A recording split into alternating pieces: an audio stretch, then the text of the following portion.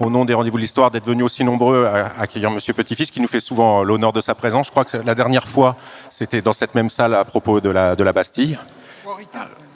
Ah, il y a eu Henri IV aussi. On connaît donc les talents de Monsieur Petit-Fils, notamment pour la biographie. Il vient nous voir aujourd'hui pour une figure historique qui a toute sa place avec le thème des vivants et des morts. Il s'agit évidemment de Jésus, à l'occasion de la parution de son ouvrage qui sort sous la forme d'un récit graphique, ce qui est assez, je crois que c'est la première qui est consacrée à Jésus. Donc sans plus tarder, merci beaucoup à Monsieur Petit-Fils.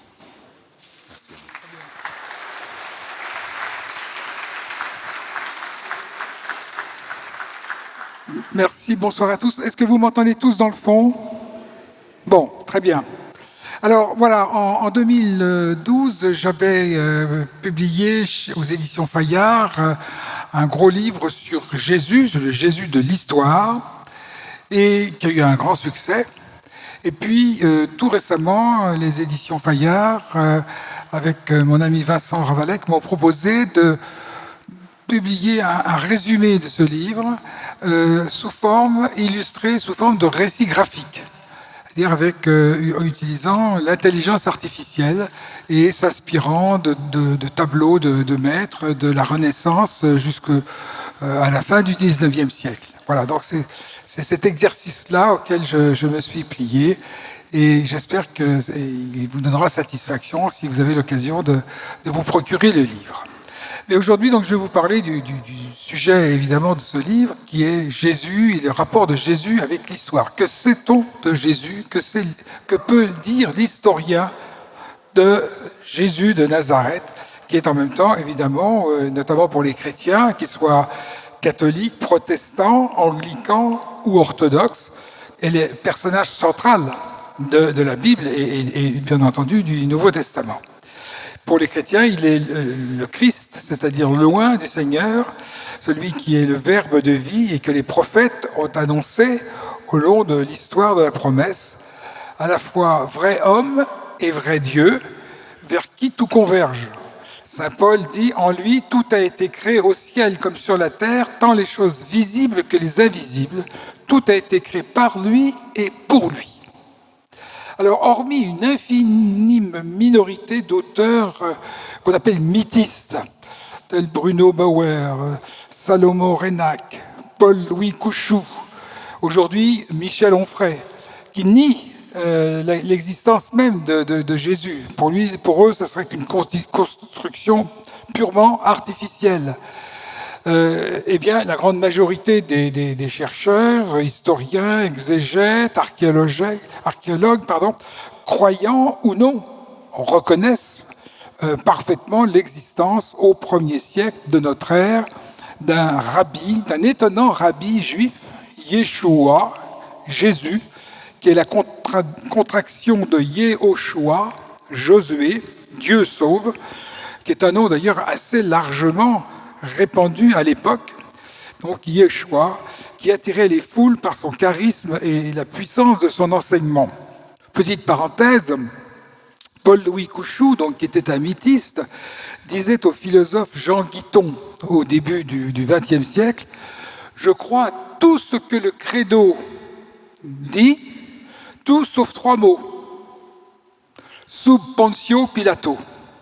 Sous Ponce Pilate. » En d'autres termes, eh bien, évidemment, il anéantissait par cette suppression la croyance fondamentale des chrétiens pour qui Jésus est véritablement homme, qui est incarné, puisque le christianisme est une religion de l'incarnation. Tout le monde admet donc l'existence de ce rabbi, tout le monde admet qu'il a été crucifié par ordre de Ponce Pilate, Pontius Pilatus, chevalier de l'ordre équestre et préfet romain de Judée et de Samarie, de l'an 26 à l'an 36 de notre ère, à la demande du grand prêtre honoraire Anan et de son gendre Joseph dit Caïphe, grand prêtre en exercice. Donc, le christianisme, encore une fois, religion d'incarnation, se fonde sur l'existence d'un homme véritable et non sur une créature mythique qui accomplirait fictivement les prophéties du Premier Testament. Comment le sait-on? Indépendamment des sources chrétiennes, plusieurs auteurs de l'Antiquité parlent de lui brièvement, Tacite, ancien gouverneur de la province d'Asie, Pline le Jeune, proconsul de Bithynie, au début du IIe siècle. Pline le Jeune parle des chrétiens qui chantent des hymnes au Christ comme à un dieu. Suétone, chef du bureau des correspondances de l'empereur Adrien, mais le texte le plus important est celui d'un historien juif romanisé, Joseph ben Matthias, plus connu sous le nom de Flavius Joseph, qui est né en Palestine en l'an 37 de notre ère, c'est-à-dire 4 ans après la Passion, et qui a vécu de longues années à Jérusalem à l'époque des premières communautés judéo-chrétiennes. Et voilà son témoignage, tel qu'on l'a retrouvé dans un ouvrage d'un érudit arabe, Agapios de Membidge. À cette époque, vivait un sage qui s'appelait Jésus.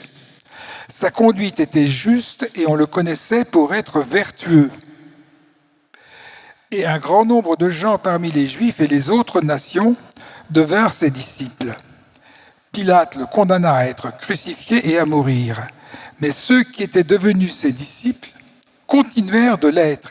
Ils disaient qu'il leur était apparu 3 jours après sa crucifixion et qu'il était vivant.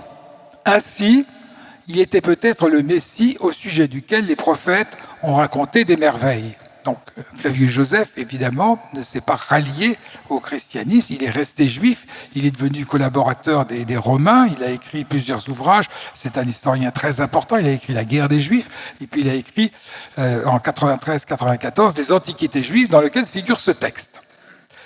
D'autres sources encore nous attestent l'existence de Jésus. Le traité Sanhédrin du Talmud de Babylone, qui remonte au VIe siècle de notre ère, mais qui regroupe des traditions très anciennes de plusieurs siècles antérieurs, du judaïsme ancien, écrit « La veille de la Pâque, on pendit, sous-entendu au bois de la croix, Yeshua le Nazaréen, parce qu'il a pratiqué la sorcellerie et qu'il a séduit et égaré Israël. » Même le philosophe Cels, platonicien bien connu, auteur vers l'an 178 d'un discours véritable, violemment antichrétien, ne mettait pas en doute son existence.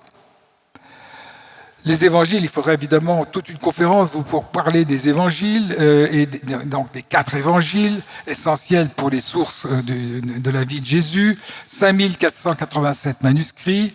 D'après Irénée, le premier évangile aurait été écrit par Matthieu, probablement dans les années 60. Tous les 4 évangiles, en tout cas, ont été écrits avant la chute de Jérusalem, avant l'année 70. Ces textes sont relativement fiables du point de vue historique. Je ne parle pas de leur véracité du point de vue théologique, bien sûr.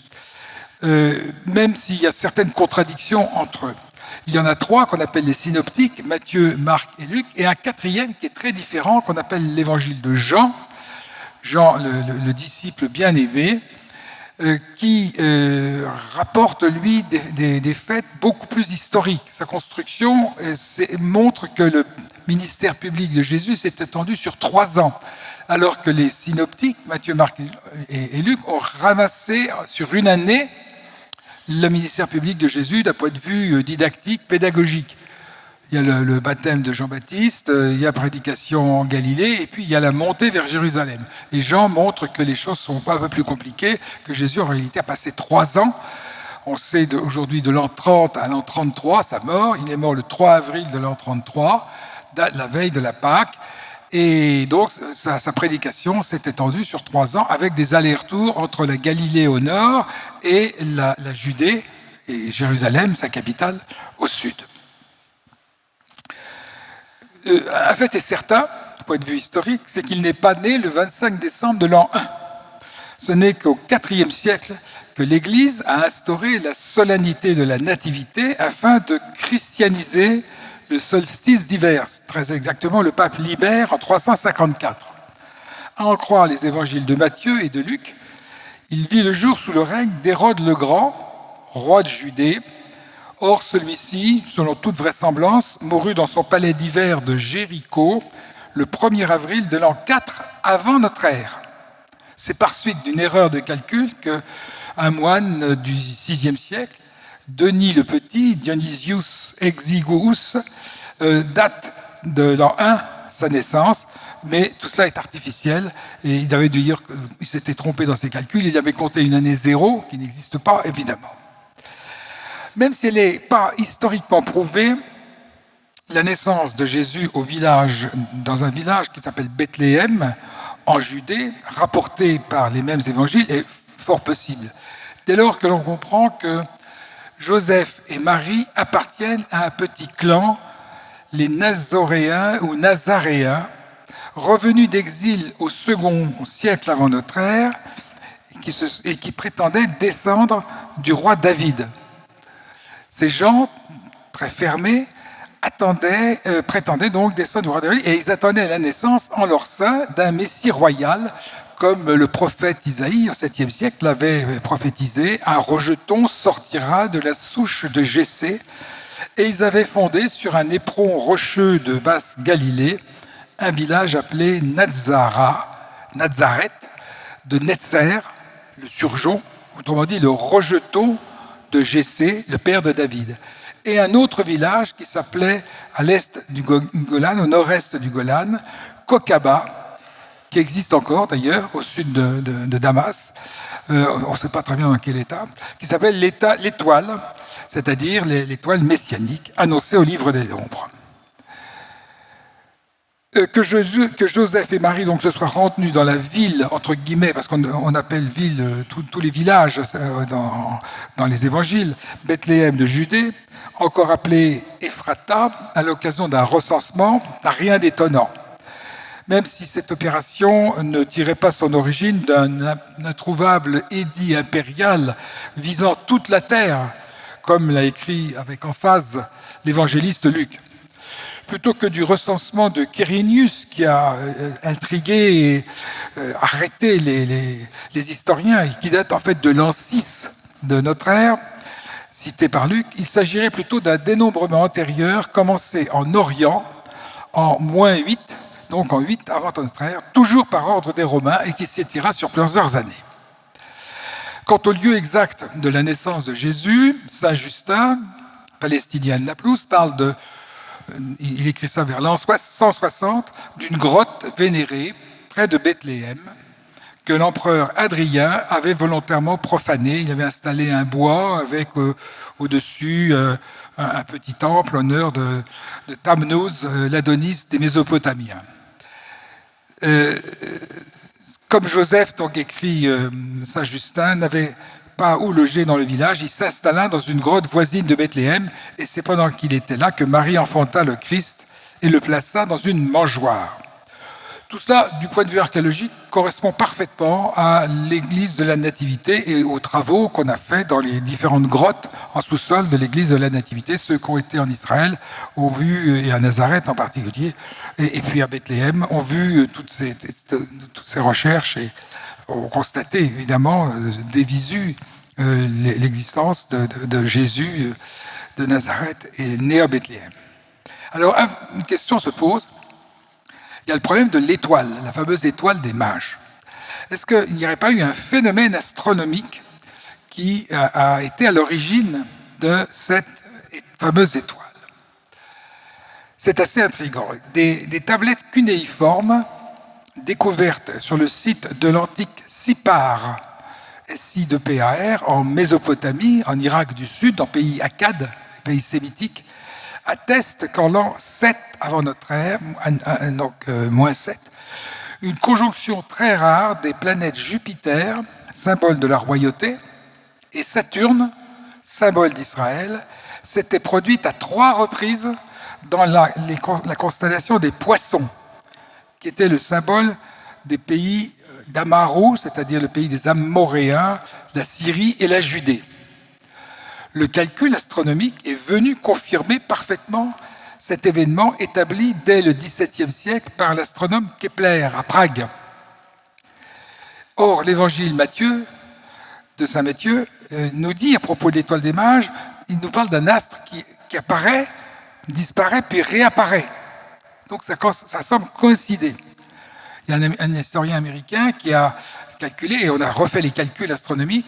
La première conjonction de ces planètes a eu lieu vers mai-juin de l'an 7. En octobre, le point culminant de la rencontre de ces étoiles, c'était le 2 ou 3, c'est-à-dire le jour du Kippour, et la dernière apparition, c'est en décembre. Et tout cela colle parfaitement avec l'évangile de Matthieu. C'est une hypothèse, bien sûr. Mais ce chercheur américain dit, ben voilà, les mages étaient à Sipar, ce lieu astronomique très important de Mésopotamie. Ils ont vu cette étoile en mai-juin. Ils ont été fort étonnés parce qu'ils ont dit c'est le signe du Messie. Et ils se sont mis en route en octobre, au moment de la fête du Kippour, et ils sont arrivés 2 mois et demi plus tard, 3 mois, en décembre, pour voir le roi Hérode. Voilà, c'est une hypothèse. On peut noter qu'au XVIe siècle, un rabbin portugais qui s'appelait Isaac Abravanel, et qui, comme tout maître juif, attendait la venue du Messie, il n'était pas venu pour lui, eh bien, il annonçait que sa venue se produirait lorsque dans le ciel, une telle conjonction planétaire se produirait.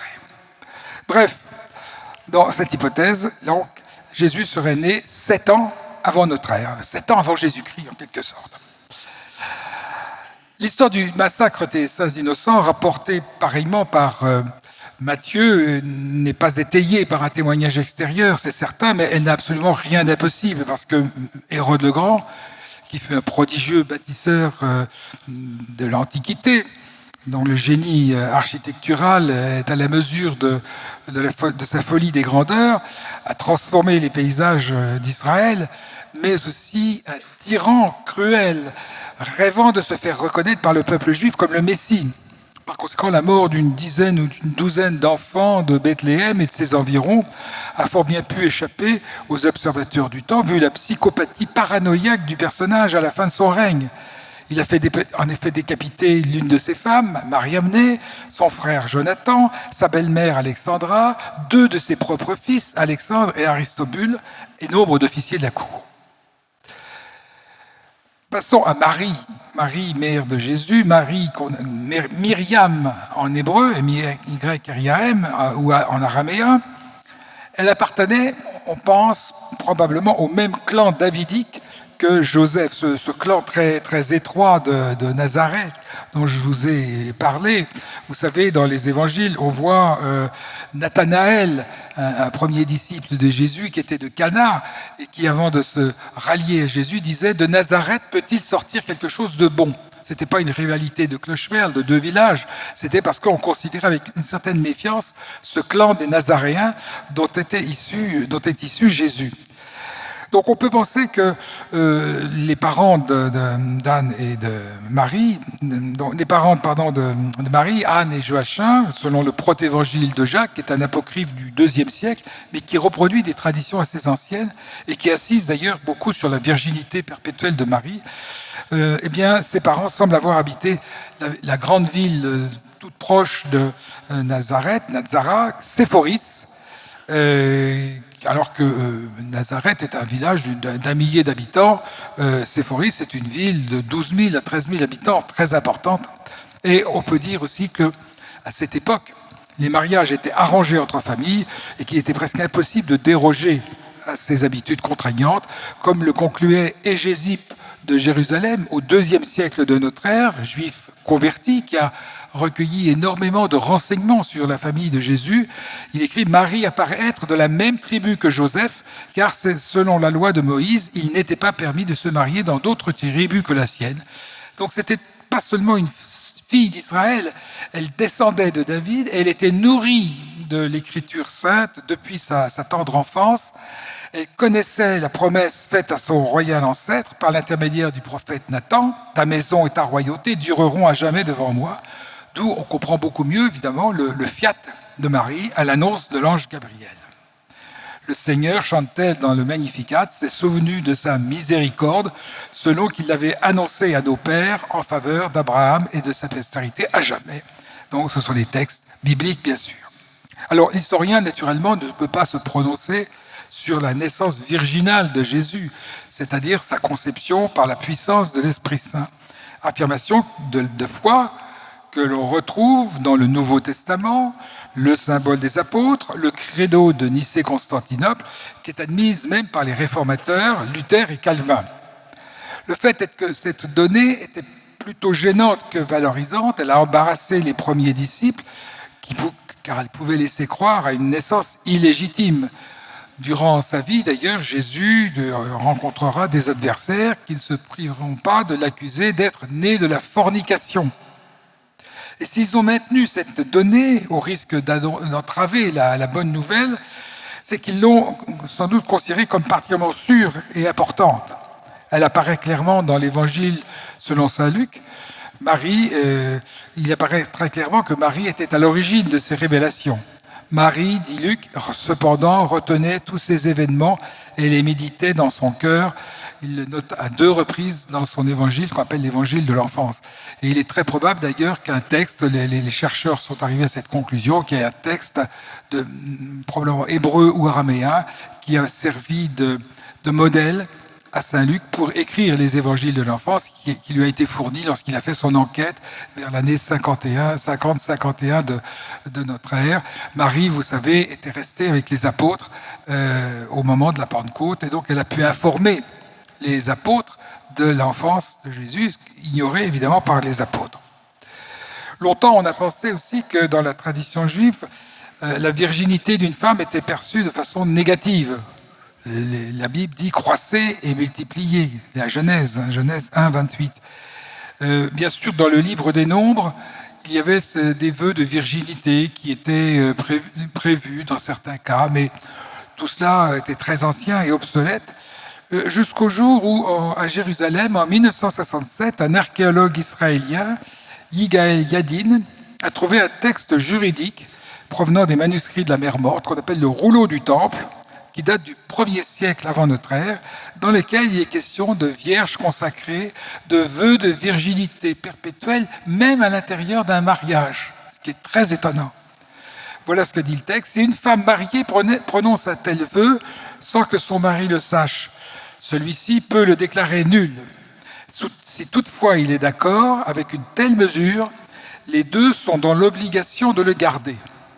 Était-ce la situation à laquelle fut confronté Joseph, l'époux de Marie, qui, nous dit Matthieu, avait résolu de la répudier en secret? Autre question pour l'historien, Jésus a-t-il eu des frères de sang?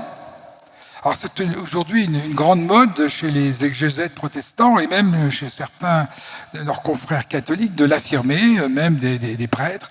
Marie, après la naissance de Jésus, de son fils premier-né, engendré par l'Esprit Saint, aurait eu avec son époux une vie de couple normale, donc dont seraient issus d'autres enfants, d'autres garçons, Jacques, Joseph, Simon et Siméon, et Jude, et des filles en nombre inconnu. Une critique serrée d'un exégète très réputé, le père Pierre Grelot, paru en 2003 dans la revue Thomiste, a fait litière de cette prétendue découverte. En réalité, en hébreu, en araméen, AH ou HA signifie indifféremment frère de sang, demi-frère, neveu ou cousin, membre du clan.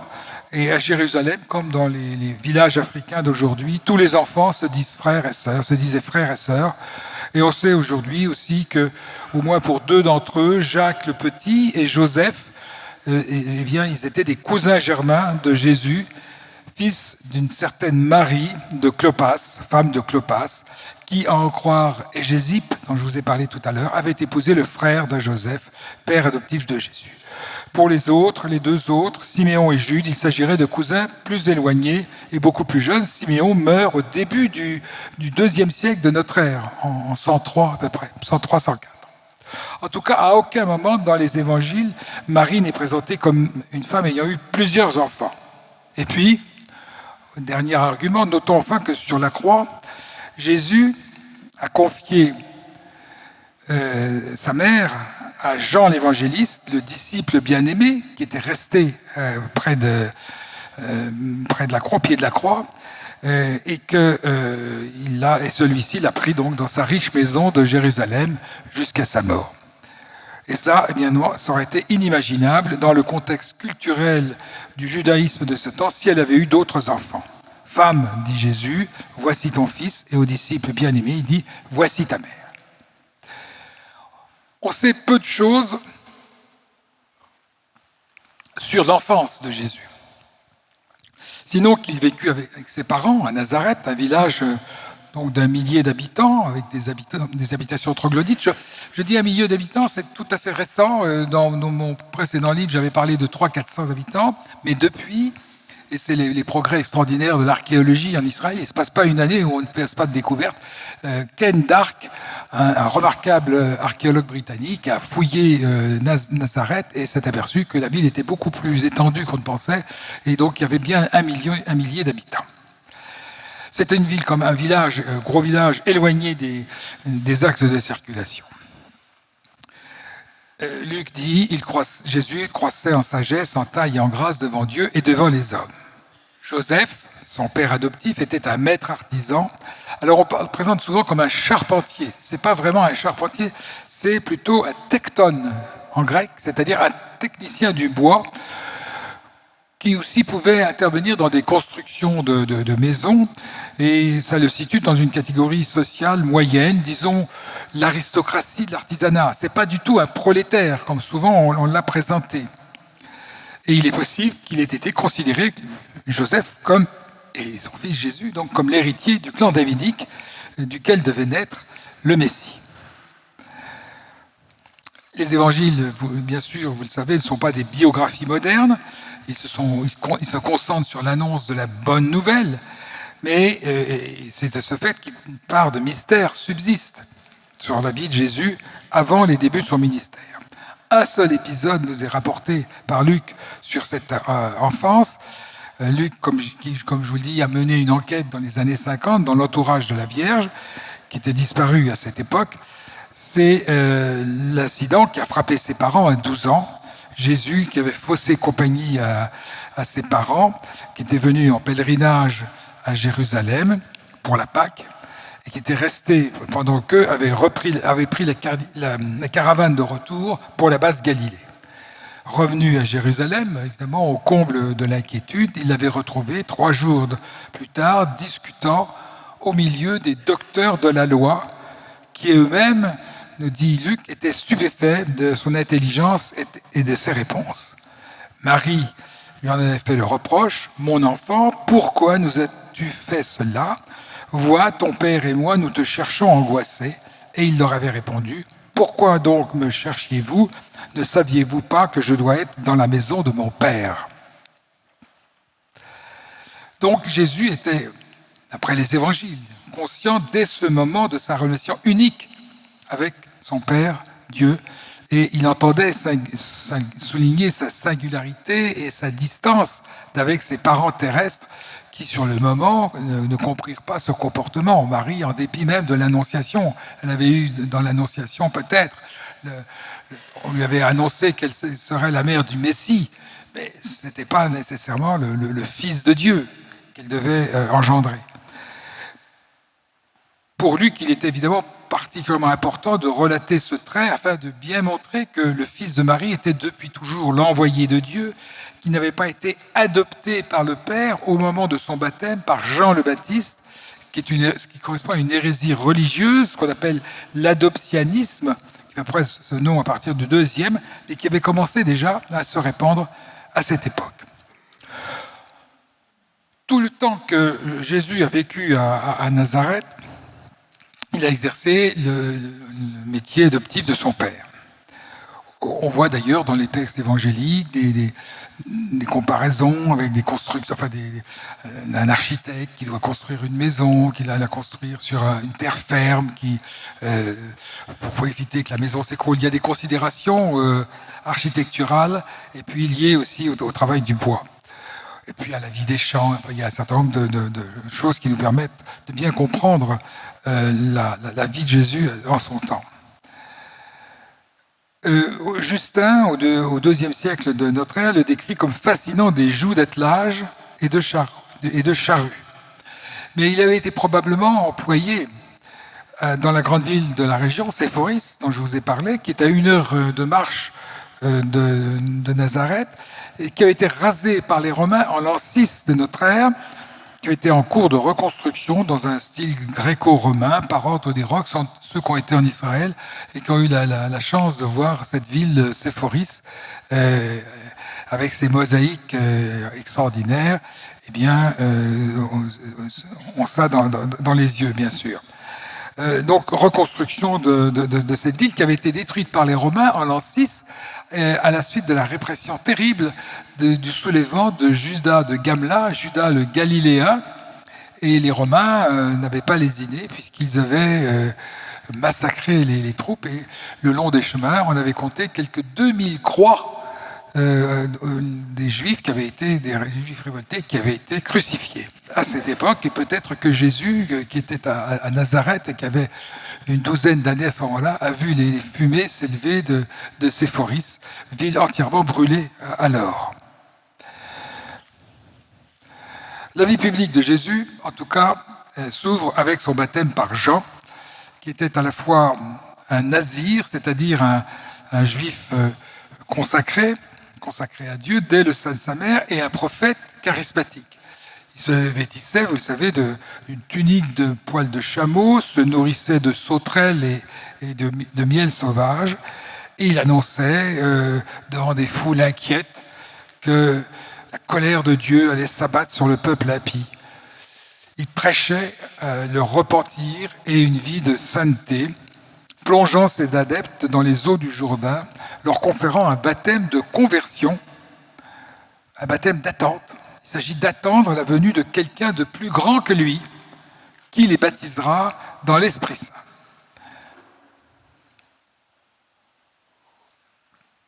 C'est probablement au printemps de l'an 30, quelques mois après le début du ministère de Jean, que Jésus vint à son tour se faire baptiser par Jean. Alors, nous disent les évangiles, se produisit un prodige, une épiphanie, c'est-à-dire une manifestation de Dieu aux hommes, contée par les 4 évangiles canoniques, la descente sur Jésus sortant des eaux de l'Esprit Saint sous forme d'une colombe. J'ai vu et j'atteste, dit le Baptiste, qui reconnut à ce moment-là Jésus comme étant celui qui devait venir. Certaines versions évangéliques parlent d'une étrange lumière de feu qui aurait même couru le long du Jourdain. Ainsi, le Codex Vercellensis du IVe siècle de notre ère et le Sangermanensis du 7e siècle ajoutent au passage bien connu de saint Matthieu « Et tandis qu'il recevait le baptême, une vive lueur s'éleva de l'eau, en sorte que tous les assistants étaient emplis de crainte. » Le phénomène est mentionné également dans l'évangile apocryphe des Ébionites et dans le dialogue avec Tryphon de Justin martyr. Justin qui écrit « Alors Jésus vint au fleuve du Jourdain où Jean baptisait, tandis qu'il descendait dans l'eau, du feu même s'alluma dans le Jourdain, et pendant qu'il remontait de l'eau, l'Esprit Saint, comme une colombe, voltigea sur lui.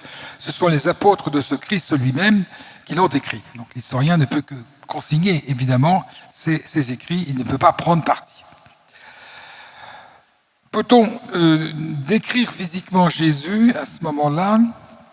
Alors, si on se rapporte au linceul de Turin, vous avez écrit l'année dernière un ouvrage sur le linceul de Turin, et je montre que, compte tenu de toutes les dernières découvertes, l'authenticité de ce linge sépulcral ne fait plus aucun doute. Eh bien, on peut en déduire qu'il était de haute taille, de type sémite, avec un visage allongé, des sourcilières prononcées, des pommettes saillantes, une barbe arrondie, la barbe à 2 pointes que l'on voit, barbe bifide, que l'on observe sur la relique et sur les icônes très nombreuses et les pièces de monnaie à partir du 5e siècle, venait en réalité des sévices subis par Jésus chez le grand prêtre Anne après son arrestation. En tout cas, aussitôt après son baptême, Jésus inaugure son ministère public en devenant un maître enseignant, un rabbi itinérant, mais un rabbi singulier, exceptionnel, qui ne se rattache à aucune des grandes écoles religieuses juives. Un certain nombre de disciples du Baptiste se rallièrent à lui, mais d'autres continuèrent, de sorte que les groupes ont coexisté pendant un certain temps.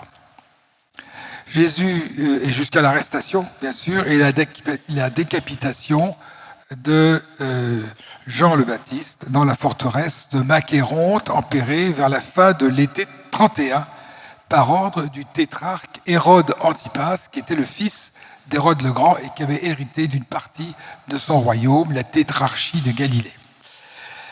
Jésus choisit ses disciples parmi les pêcheurs du lac de Génézareth, comme Simon-Pierre, André son frère, les 2 fils de Zébédée, qui réparaient les filets de la barque familiale, Jacques et Jean, ou encore parmi les petites gens de Galilée, Philippe, Barthélemy, Thomas, Jacques, fils d'Alphée, Thaddée, Simon le Zélote, c'est-à-dire le pieux, parce que les Zélotes étaient un autre groupe qui apparaîtra quelque temps avant la guerre des Juifs, dans les années 50-60, mais qui n'existait pas encore du temps de Jésus. Zélote, ça veut dire le pieux. Voilà. Et puis, bien sûr, le fameux Judas Iscariote, peut-être l'homme de Cariote, qui serait dans ce cas un village de Judée, et serait dans ce cas le seul Judéen du groupe. En tout cas, le seul à appartenir à un rang social plus élevé était Lévi, dit Matthieu, chef des collecteurs de taxes de Capharnaüm. Et c'est lui qui, au début des années 60, c'est à lui qu'on demandera de rédiger en langue hébraïque, et non pas en grec, une manière d'évangile, comme dit Irénée. C'est donc le premier évangile, et non pas Marc, comme on le dit assez souvent. Ce groupe des 12 symbolisait évidemment les 12 anciennes tribus d'Israël. En dehors de ce groupe permanent, les disciples qui le suivaient se comptaient par dizaines, voire par centaines. Et il y avait aussi un groupe de femmes, Marie, du village de Magdala, qui a été guérie par Jésus des 7 démons. Le village de Magdala, par parenthèse, a été retrouvé il y a quelques années au bord du lac. On a trouvé même une synagogue et puis une deuxième synagogue maintenant. Et on est sûr historiquement que Jésus, qui a rayonné à partir de Capharnaüm et s'est déplacé le long du lac, a été dans ces synagogues. Alors cette Marie, évidemment, ça n'a rien à voir avec la prostituée qu'on confond habituellement, rien à voir avec Marie de Béthanie qui a oint les pieds de Jésus, la sœur de Lazare, avec un parfum très cher. Marie de Magdala, c'était une disciple qui aidait de même manière que Salomé, la femme de Zébédée, la femme du patron pêcheur de Capharnaüm, Jeanne, l'épouse de Chouza, l'intendant d'Hérode Antipas, donc une femme certainement très riche, et puis une certaine Suzanne, liée par Luc.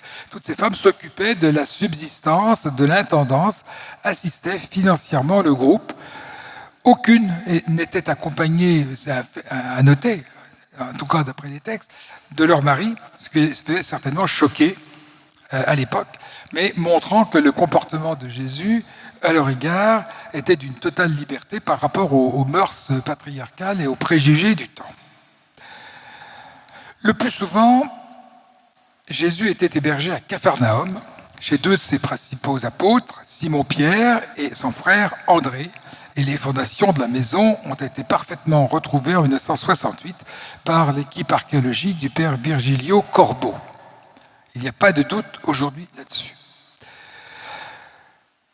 Jésus est un juif pieux, enraciné dans le monde culturel de son temps, totalement imprégné de la foi d'Israël, mais ce n'est pas un nazir, à la différence du Baptiste. Il n'a pas fait de vœu de ne pas prendre de boissons fermentées et de ne pas vivre en ascète. Il s'habille, mange, boit comme tous les Galiléens. Ses adversaires méchamment l'appellent le glouton ou l'ivrogne. En tout cas, il choque parfois les siens, ses frères, qui veulent le ramener de force à Nazareth. Et il y a un mystère, bien sûr, plane sur son existence. Il n'est pas marié.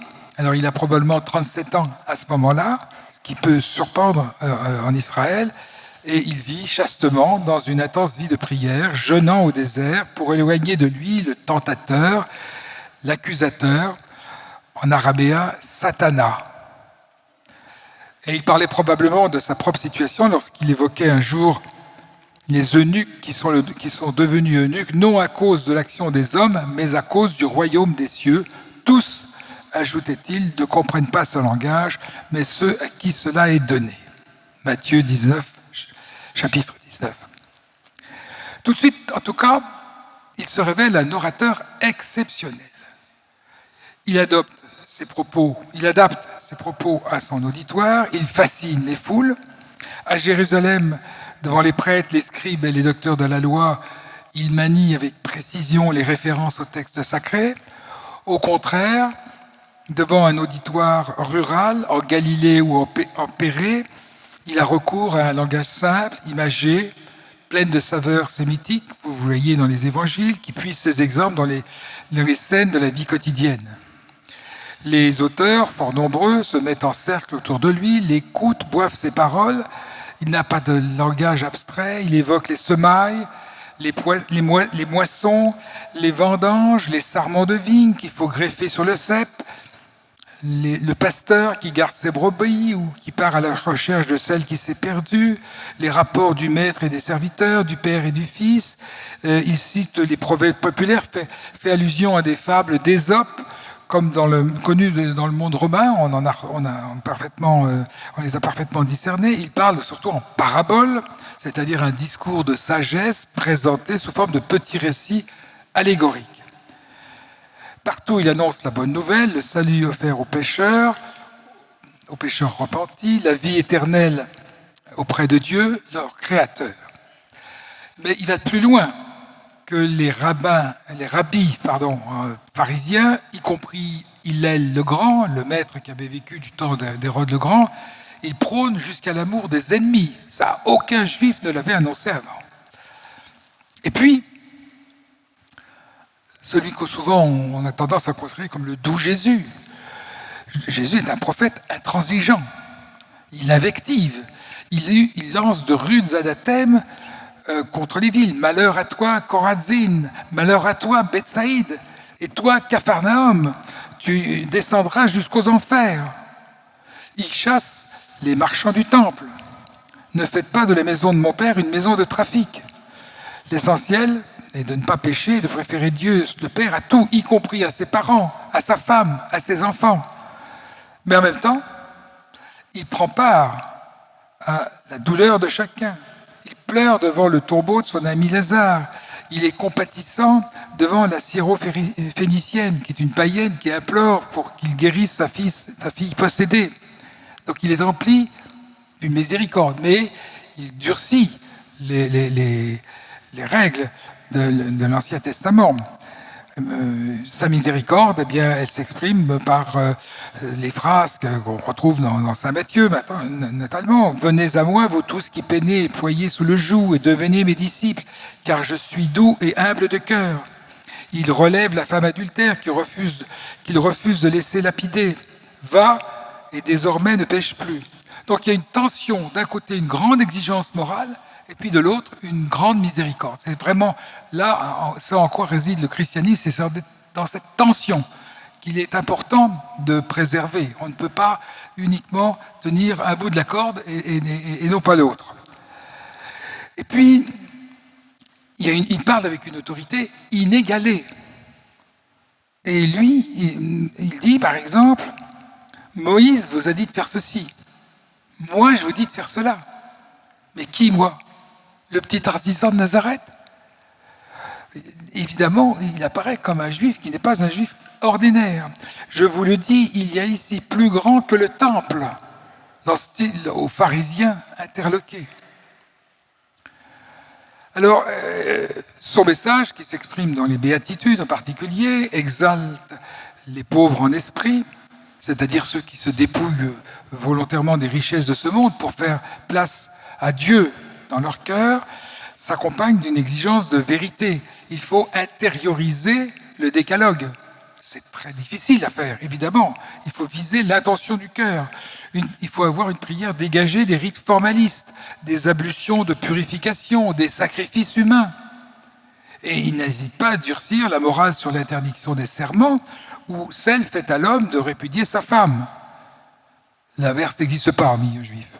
Vous avez appris qu'il a été dit « Tu ne commettras point d'adultère », dit Jésus, mais moi je vous dis que quiconque regarde une femme pour la convoiter a déjà commis un adultère dans son cœur. Soyez parfaits, conclut-il, comme votre Père céleste est parfait. Donc par son message, il annonce à la fois l'accomplissement de la loi et son dépassement. À la Samaritaine, qui est venue tirer de l'eau à l'antique puits de Jacob, il déclare que l'heure est venue où l'on n'adorera plus le Père à Jérusalem ou sur le mont Garitzim, comme le faisaient ces coreligionnaires de Samarie, mais en esprit et en vérité.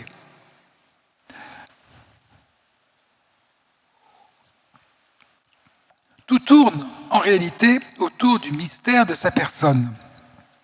Devant ses disciples, il dit « mon Père », jamais « notre Père », sinon pour leur enseigner la prière qu'ils doivent réciter. Et le plus inouï et le plus scandaleux pour les Juifs, pour les pharisiens en particulier, c'est qu'il pardonne les péchés, ce que Dieu seul fait.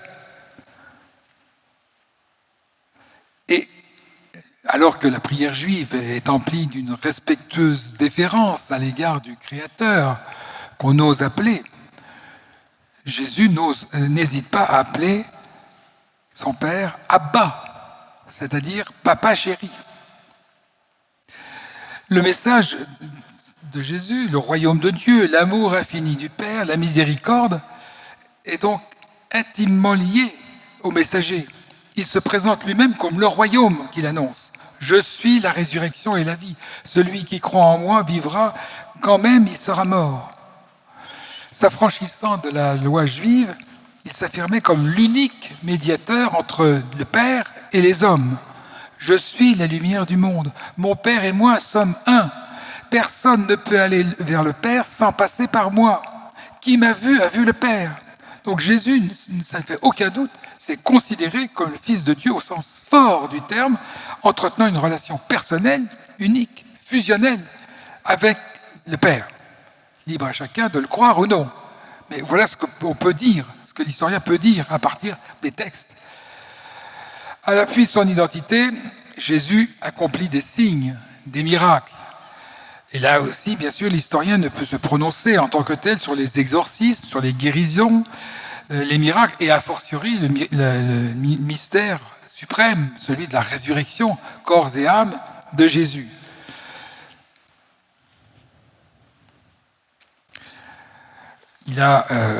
C'est à Cana, vous le savez, aujourd'hui Khirbet Cana, qui est une petite colline ronde et dénudée qui domine la vallée de Beit Netofa, qu'on peut voir.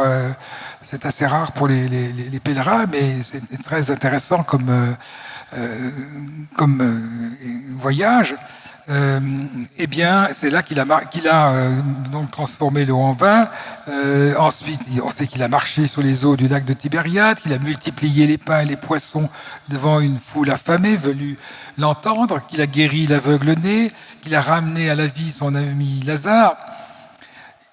L'historien doit s'arrêter au mystère, laissant à chacun la liberté de l'interpréter selon ses convictions.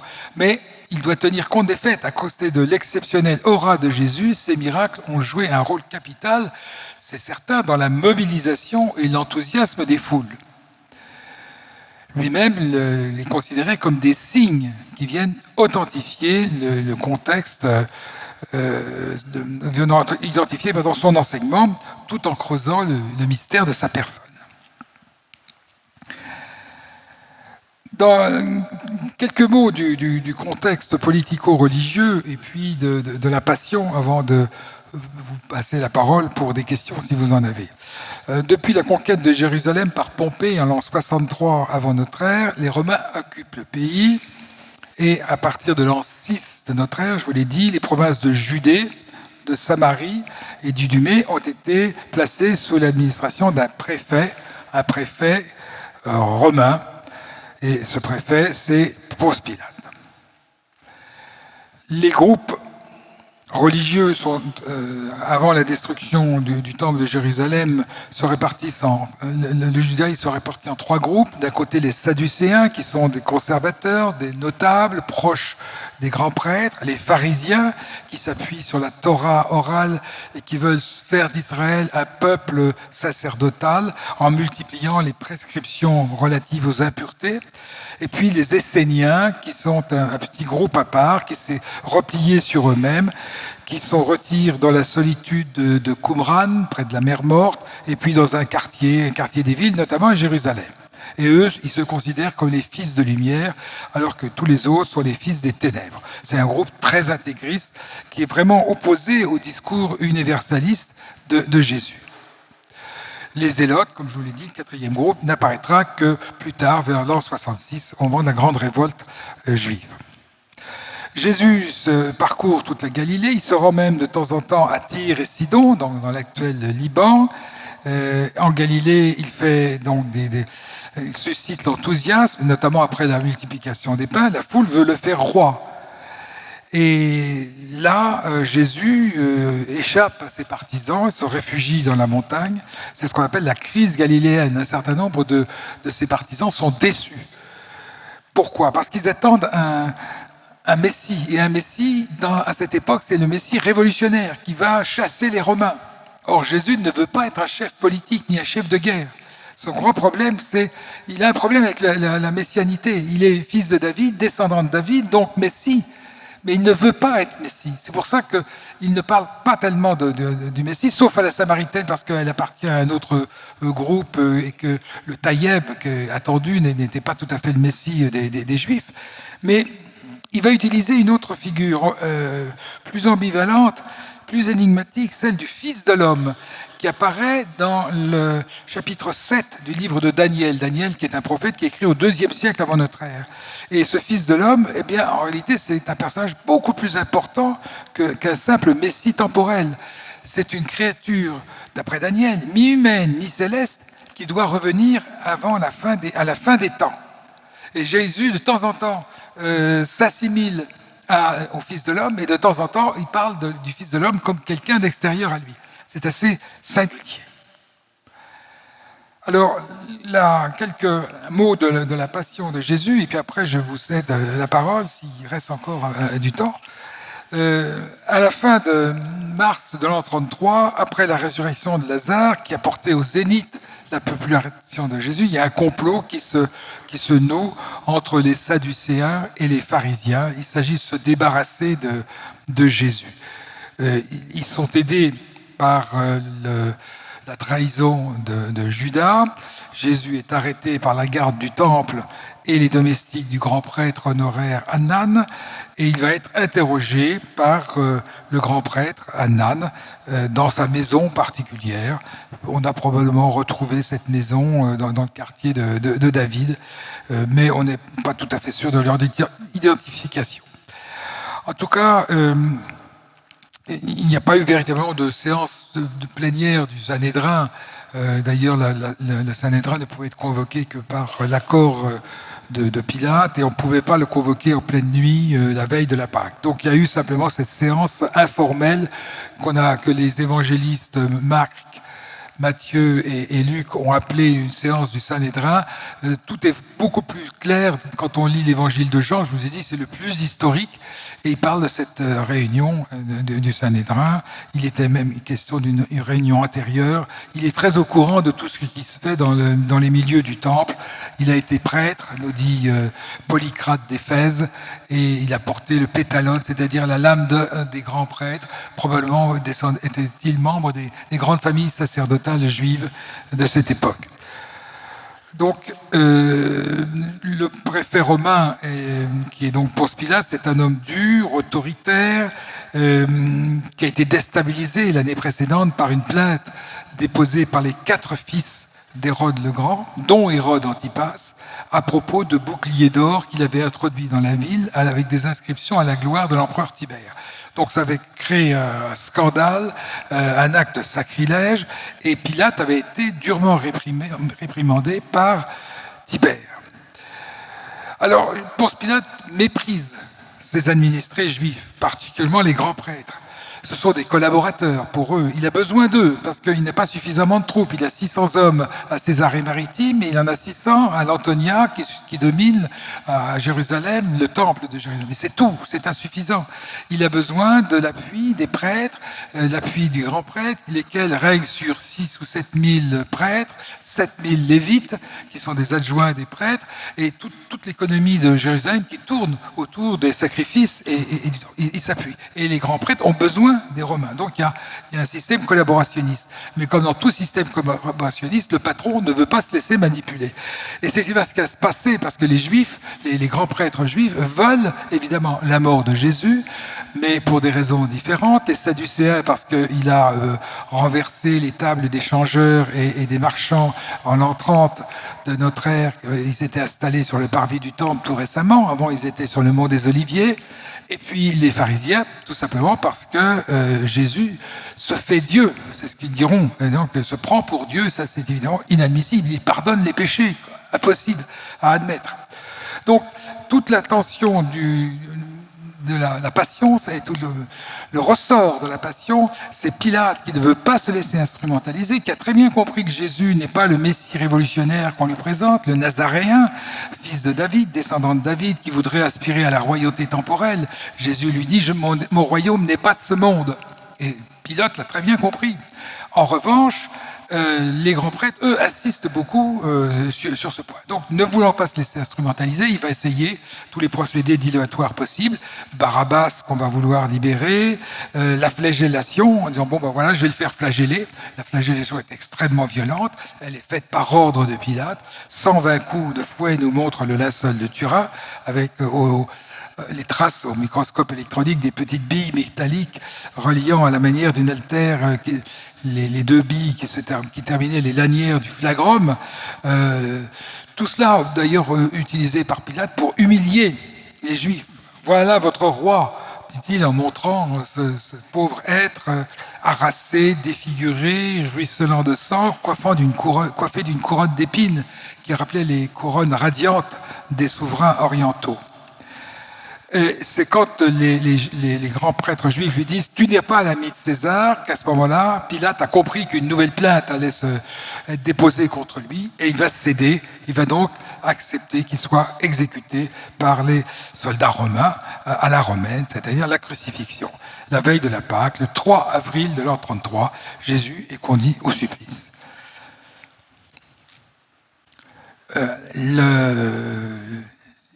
Très rapidement, le jour même, Jésus meurt à 3 heures de l'après-midi, après avoir trempé ses lèvres dans une éponge imbibée de vinaigre, et pousse un grand cri. Tout ce que, évidemment, l'histoire va s'arrêter au tombeau vide pour l'historien. Le corps est la découverte par le surlendemain, le dimanche 5 avril, de tombeau vide avec un linceul à plat, comme si le corps avait disparu de l'intérieur.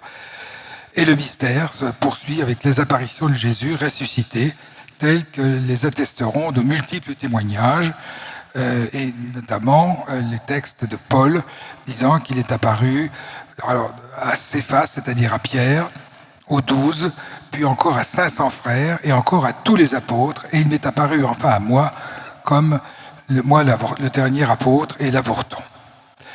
Voilà ce que je voulais vous dire sur cette vie de Jésus. Si vous avez quelques questions à poser, je pourrais vous répondre ou éventuellement au moment de la signature de mon livre. Je vous remercie.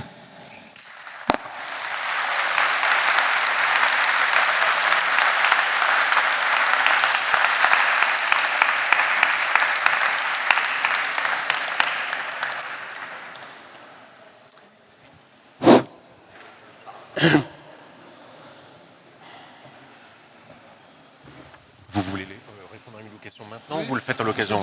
Bon, il y aura une signature juste après. Ça me semble pas prêt, hein, j'ai vu personne arriver. Donc on peut peut-être faire une ou deux questions. Oui, mademoiselle, si vous pouvez amener le micro, s'il vous plaît. Là, vous avez le micro, monsieur. Oui, j'ai le... Merci pour cet exposé brillant. J'avais plusieurs petites questions à vous poser.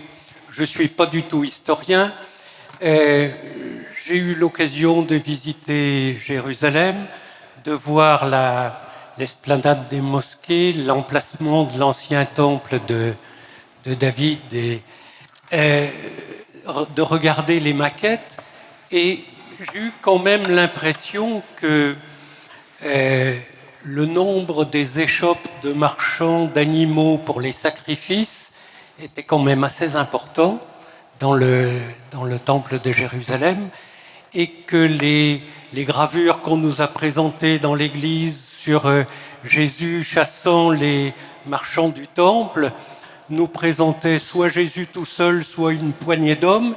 Il m'a semblé qu'il devait y en avoir beaucoup plus. Qu'est-ce qu'en pensent les historiens? Alors, et je peux poser une deuxième question? J'allais dire par curiosité, puisque j'ai appris tout à l'heure dans l'introduction que vous sortiez une histoire illustrée. Est-ce que dans cette histoire illustrée, Jésus a un visage de Palestinien de type arabe et non pas de blond aux yeux bleus? il n'y a pas de couleur déjà, donc vous êtes rassurés. Alors, pour revenir à votre question, le problème des marchands du temple, ce ne sont pas des marchands comme les marchands de Lourdes qui sont à l'extérieur d'un système religieux. Ils sont partie intégrante au système religieux, puisqu'on a besoin de ces marchands pour acheter des animaux et procéder à des sacrifices. Quand on emmenait avec soi des bêtes, souvent ces bêtes se blessaient en route et elles étaient inaptes au sacrifice, donc c'était une perte. Donc on allait à ce moment-là sur le mont des Oliviers, là où se tenaient habituellement les marchands et puis les banquiers qui étaient là pour faire le change, puisqu'on n'avait pas le droit d'utiliser une autre monnaie que les shekels. Donc on arrivait avec des monnaies de Tyr, avec des monnaies grecques, et on échangeait. Donc tout cela était vraiment intégré dans la structure même de la religion juive. C'est simplement le transfèrement de ce marché du mont des Oliviers au parvis du temple qui a horrifié Jésus, puisque là vous avez transformé ma maison en maison de voleurs, dira Jésus. Donc ils étaient très nombreux sans doute, et Jésus a pris symboliquement une corde, on a fait un fouet et a chassé quelques marchands probablement. Il y a eu un incident, mais la garde du temple n'est pas intervenue à ce moment-là. Mais on en a beaucoup voulu, notamment les grands prêtres et les sadducéens, parce que c'était une opération financière en réalité.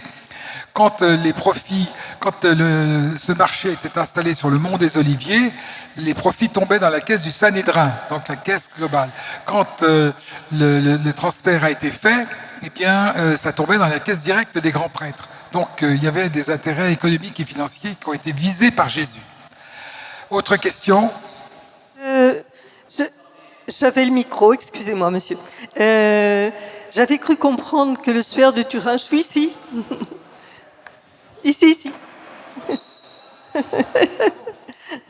Bonjour, je ne suis pas historienne non plus, mais j'avais cru comprendre que les historiens s'accordaient pour dire que le suaire de Turin n'était pas du tout de cette époque-là, mais plutôt du Moyen-Âge. Non, alors je vous renvoie à mon livre parce que, évidemment, j'ai beaucoup travaillé sur cette question. L'expérience du carbone 14 de 1988 est aujourd'hui totalement invalidée, notamment par de nouvelles recherches. En 2022, par exemple, le professeur Liberato D'Accaro de l'Institut de cristallographie de Bari, rattaché au CNRS italien, a procédé à une nouvelle technique utilisant les rayons X, et il est arrivé à comparer un fil du linceul avec un fil d'un tissu trouvé à Massada, donc cette citadelle qui a été prise par les Romains en l'an 73, pour déterminer qu'ils étaient de la même année, même date, pas de la même année, du même siècle, premier siècle de notre ère. Bon, il y a une multiplicité de preuves qui convergent vers l'authenticité. Je ne peux que vous recommander la lecture de mon livre, parce que maintenant, plus personne, honnêtement, ne peut considérer que le linceul est du Moyen-Âge. Il y a énormément d'arguments, mais là, si vous voulez venir, demain à 10h, je fais une conférence sur le Saint-Suaire dans la cathédrale, et là, vous aurez toutes les explications. Oui, vous nous dites et vous nous rappelez que Jésus s'avère un prédicateur remarquable. qu'il a une forte connaissance des Écritures. Et ma question est en fait toute simple. Qu'est-ce que l'historien aujourd'hui sait de son mode de connaissance des Écritures? C'est une tradition orale ou c'est une tradition écrite? Et dans ce cas-là, on imagine Jésus connaissant la Bible, enfin l'Ancien Testament, après une connaissance livresque. Alors, c'est un mystère, évidemment, mais il est très certain qu'il a été accompagné par son père, tout jeune, à la synagogue de Nazareth. Et que là, il a étudié, entendait des lectures, presque c'était tous les jours, ou au moins une fois par semaine, il y avait ces lectures. Il a appris à lire, à écrire. Il y avait le peuple juif était un des peuples les plus cultivés et les plus lettrés à cause précisément de la Bible qu'on lisait et Jésus, vous le voyez, pendant son ministère public, va lire à Nazareth un passage d'Isaïe annonçant la venue du prophète, et il dit « c'est maintenant que les choses s'accomplissent ». Voilà. Donc, après, il y a un mystère complet de la manière dont il lui-même s'est persuadé qu'il était véritablement le Messie. Mais le récit de Luc montre que dès l'âge de 12 ans, il avait une grande conscience de sa singularité, et qu'il n'était pas donc, il n'a pas été adopté par Dieu le Père au moment de son baptême, comme certaines sectes le disent. Voilà, je crois qu'on n'a plus le temps maintenant de... Mais si vous voulez, je répondrai à vos questions au moment de la signature du livre. Merci.